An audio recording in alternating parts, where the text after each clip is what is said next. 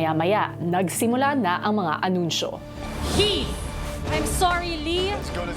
You have just been evicted from the Big Brother house. Wow, bro.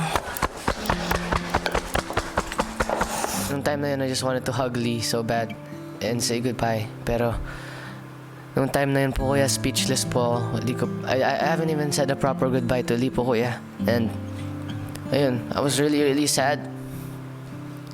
Oh, happy! Take care. Happy! I love you. Let's go, guys! Lili!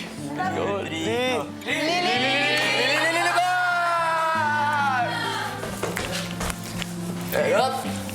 Harap! I don't know why, bakit wala akong masabi nun. And sana I said a proper goodbye and hug them more.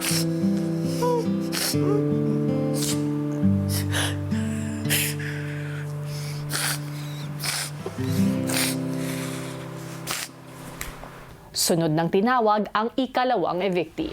Sorry, Inigo. You have just been evicted from the Big Brother house. Kilala ko po si Inigo. Gusto niyang tumagal dito sa bahay. Alam ko pong marami siyang papatunayan, kuya. Close po talaga kami, kuya, na magkaibigan. I love you guys. Nagbago po siya agad, kuya, and kitang-kita po namin lahat yung effort niya to be a better kuya. Babe, love you, man. Naramdaman ko rin po na he really cares about me. Now that he's gone, mabigat lang po talaga, kuya.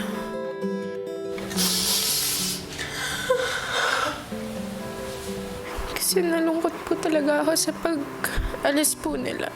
Sila pong dalawa, kuya, yung pinaka-closest dito po sa bahay niyo, kuya.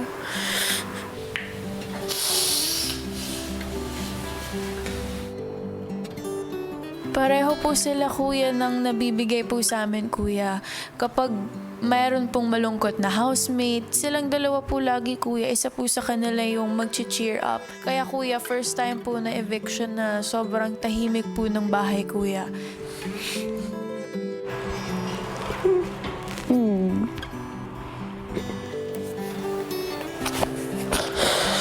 Ang dami po naming natutunan dito sa bahay niyo po, kuya. And dapat po isa-spread po namin yun na kaming dalawa po, kuya. Pero bago po to, kuya, sinabi niya po sa akin na ako na daw bahala po mag-spread ng mga natutunan po namin, kuya.